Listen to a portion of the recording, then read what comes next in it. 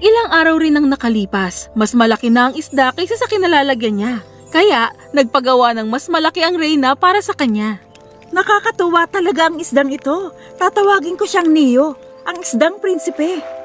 Matapos ang ilang araw, mabilis na lumaki ang isdang prinsipe na kinakailangan na ng reynang magpagawa ng mas malaking tangke kung saan dadaloy papasok ang tubig mula sa ilog, papaloob at papalabas. Ngunit isang araw, natakot ang reyna na baka hindi na komportable si Neo sa bago niyang tirahan. Kaya tinanong niya ito. Masaya ka ba rito, Neo? Pagkatapos niya makapag-isip-isip, sumagot ang prinsipe. Masaya naman po ako, mahal kong inang Reyna.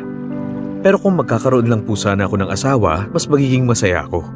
Nakakalungkot lang pong mag-isa lang ako dito. Wala akong makausap.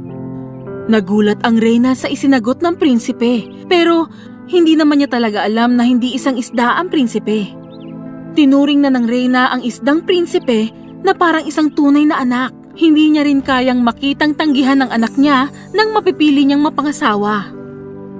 O sige, hahanap ako ng mapapangasawa mo agad at magpapagawa ako ng kwarto sa tirahan mo para sa kanya. Nakapagpagawa nga siya ng isang kwarto, pero hindi naman madali ang makahanap ng mapapangasawa ng isdang prinsipe. Alam ng lahat na alagang isda ng reyna si Neo, at ang iba pa ay usap-usapan na lamang.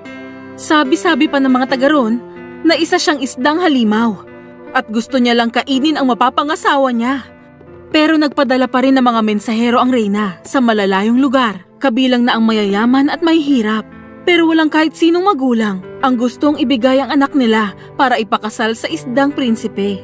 Kaya, naisip ng reyna na magbigay ng malaking pabuya sa kung sino man ang papayag na ipakasal ang anak nila sa isdang prinsipe. Ngunit wala pa rin nangyari.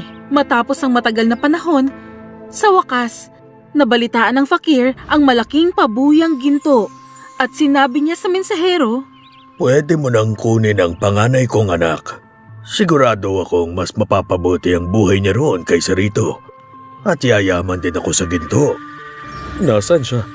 Naroon siya sa may ilog naglalaba. Anak ko siya sa una kong asawa. Pinagtatrabaho lang siya dito ng kanyang madrasta. At hindi siya pinapakain ng maayos.